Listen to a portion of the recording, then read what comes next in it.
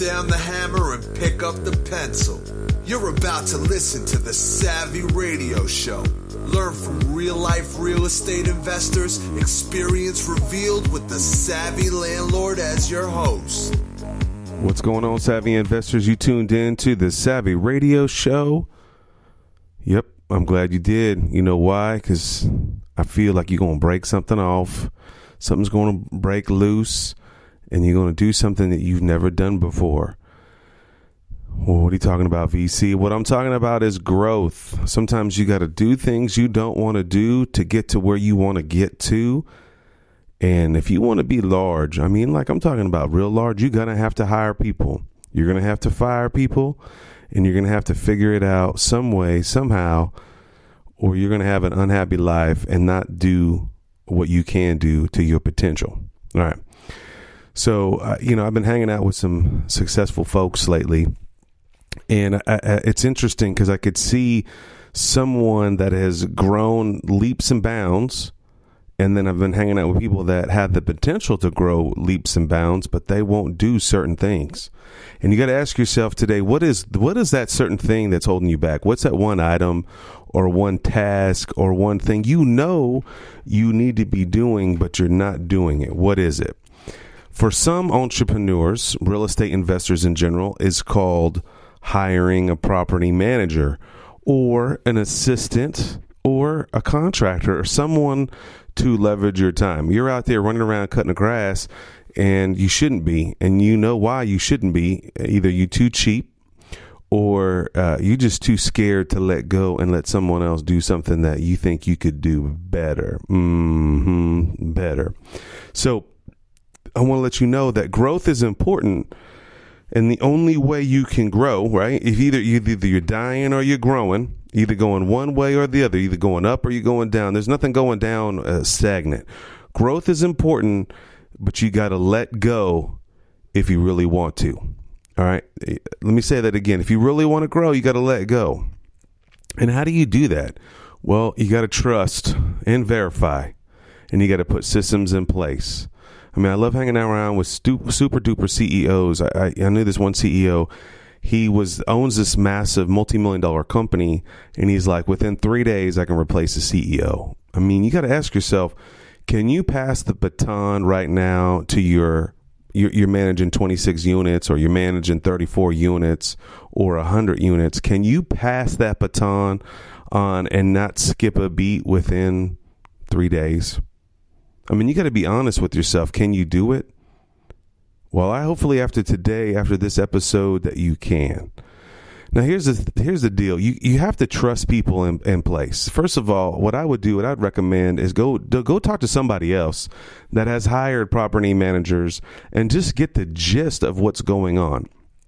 It's not hard. Yeah, I know if you try to Google it up, it's all over the place and thousands of pages, but no, there's somebody in your world that's your local real estate club that has hired a property manager before or hired an assistant before. And if you haven't done any of those things, hit your boy up because, I can holler at you. But the thing is, there's someone in your area that could help you through this process. Now, here's the deal. When you commit to something, just do it. Don't waver back and forth. Remember, trust but verify, but you have to have systems in place. And the only way that you can get systems in place is by doing the system yourself. And when you do the system, you adjust and you grow. And if you fail, you throw that system away and you try something new.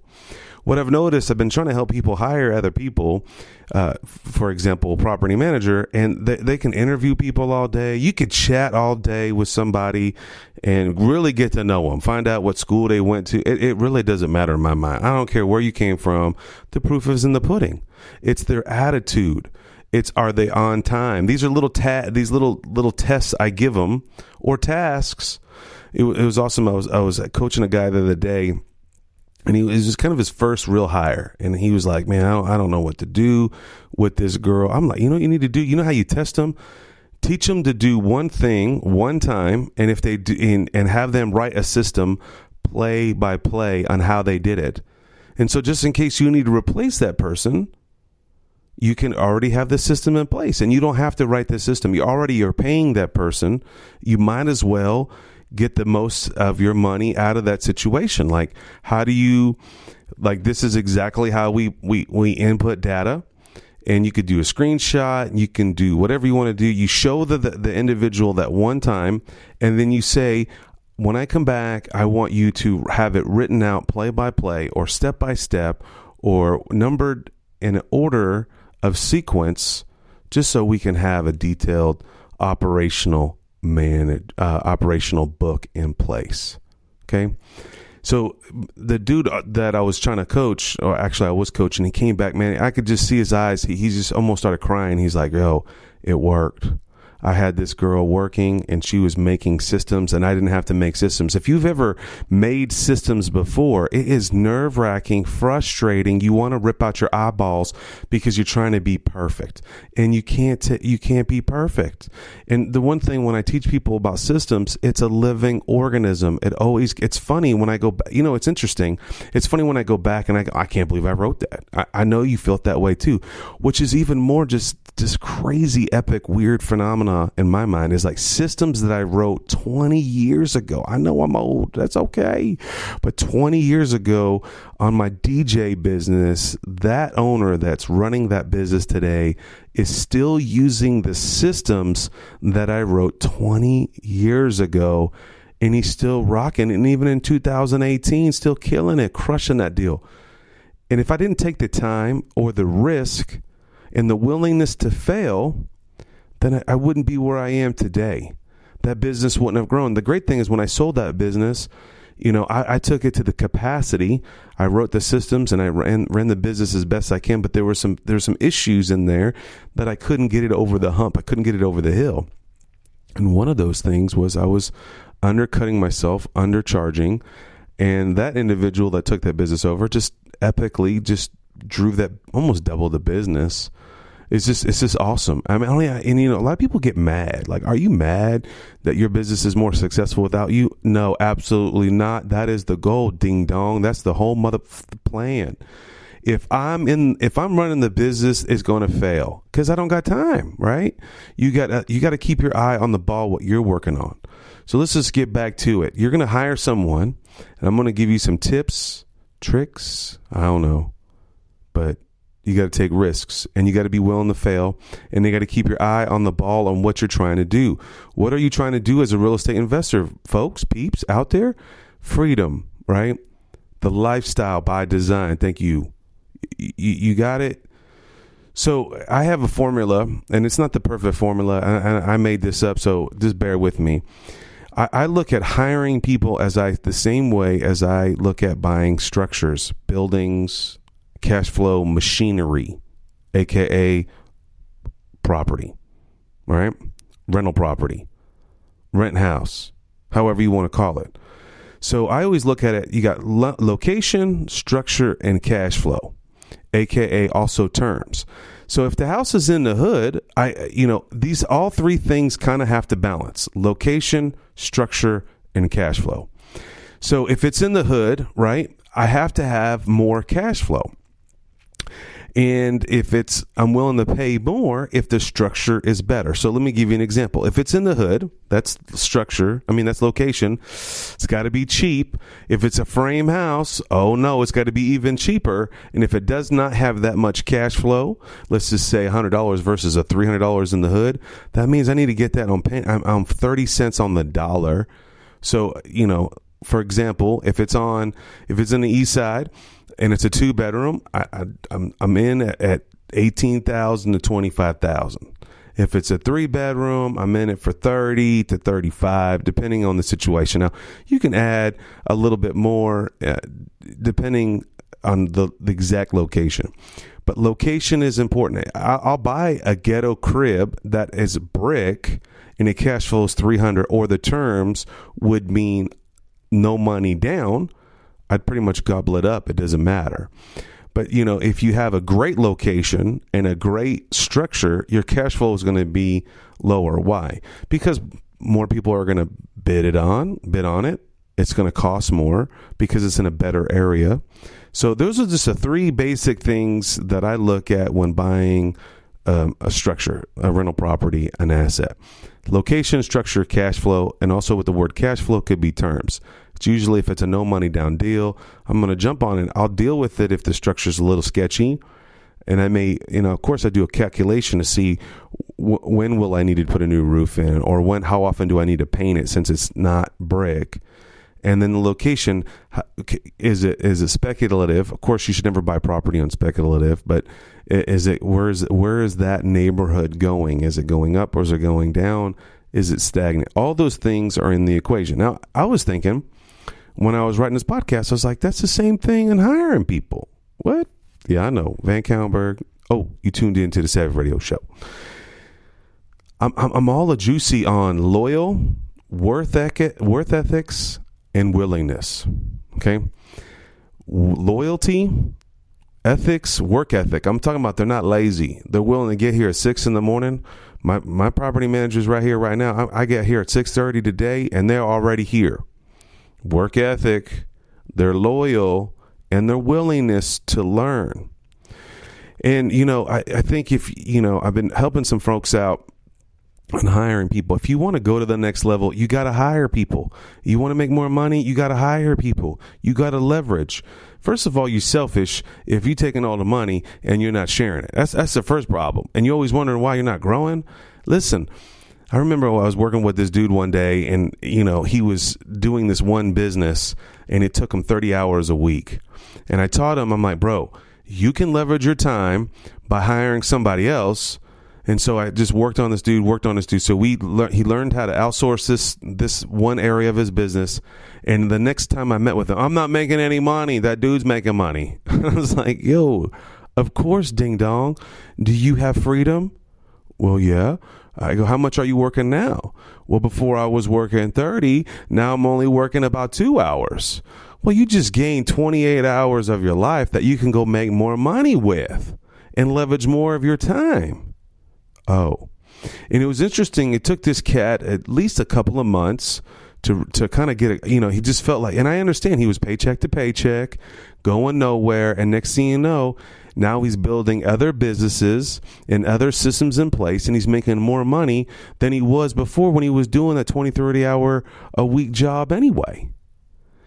Now, the one thing that people always get juicy, I can't find good help. I'm telling you, the next person that says that, I just want to scream for real. I got this construction business.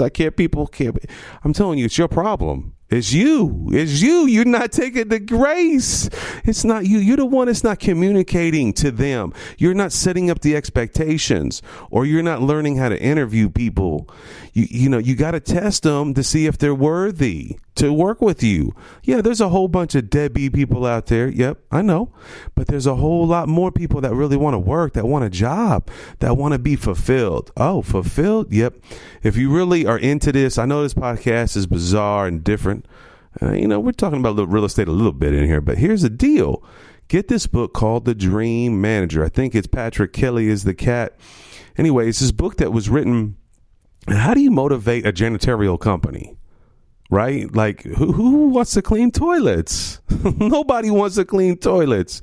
But if you want a successful janitorial company, you're going to have to figure out real fast, homeboy, how in the world can you motivate people to get on your knees, put on some gloves, get some chemicals in your face, and clean some toilets. Well, this book was how this huge organization got a dream manager. Basically, this organization had such a high turnover that they got someone dedicated to help the staff, individual employees, dream, have goals, and help them propel them to reach those goals.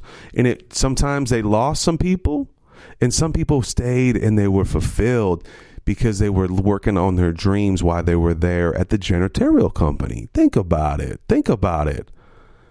You'll be surprised, and there's some statistic, and it's in the 80%. It's a surprise that people are not motivated by money. They're motivated by fulfillment.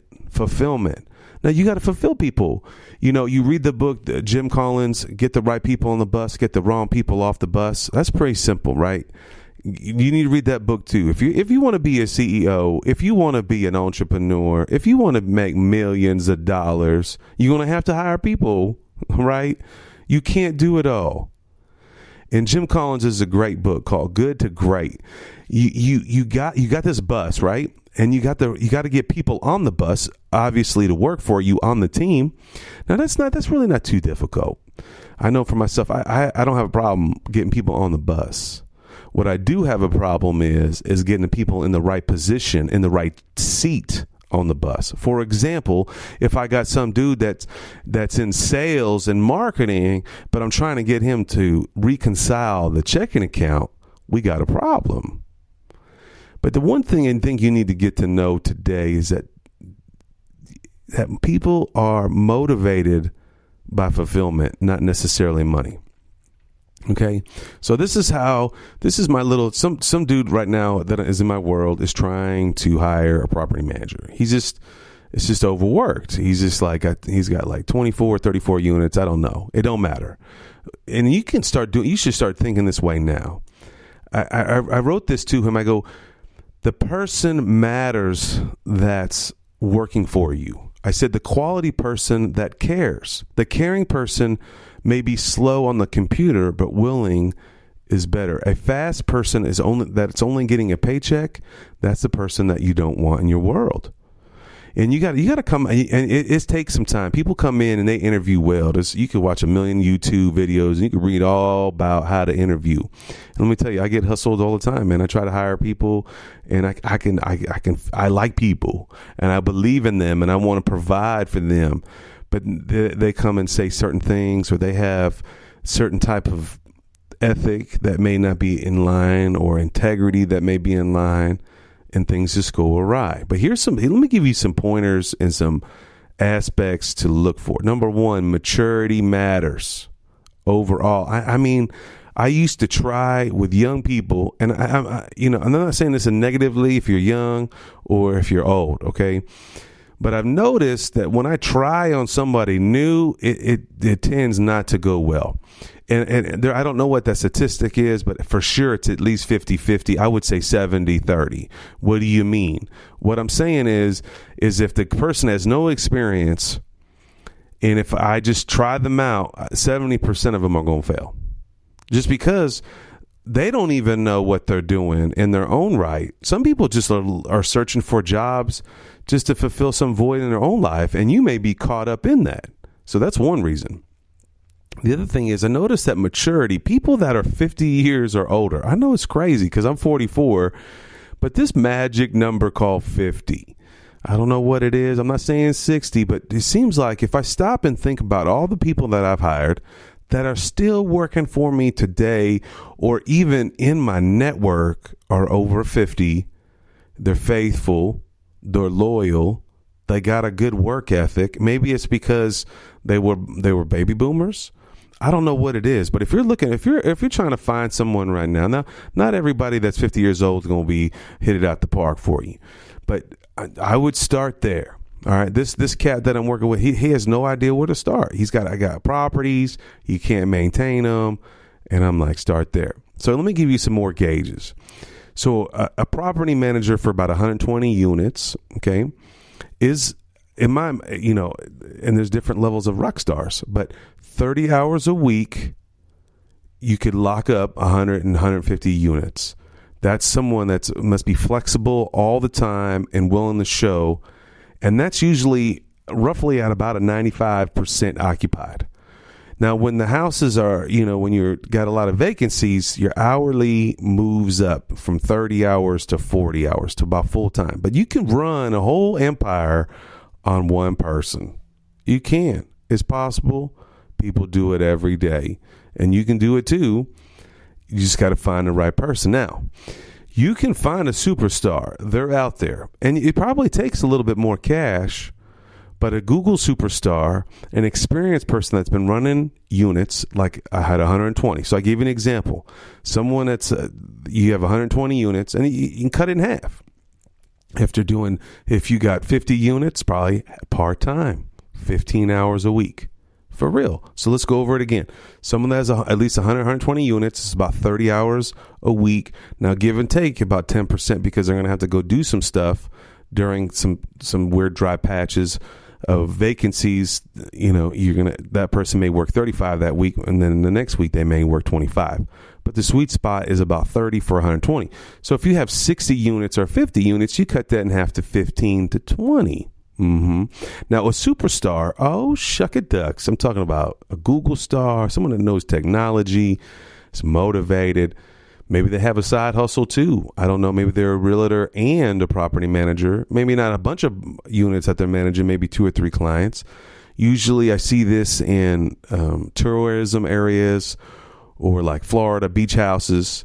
Superstars. I see them. They're pretty amazing people. Now, I understand why they're down there. They're hanging out in the sun.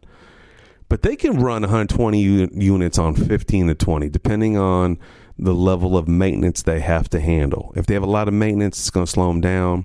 You might need a maintenance person at that level. That's just an expectation. So here's another thing.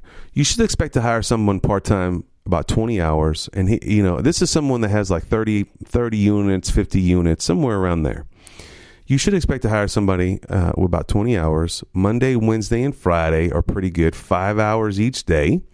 Because you don't need them to sit there all day. They can catch the call later, unless depending on what your vacancy level is.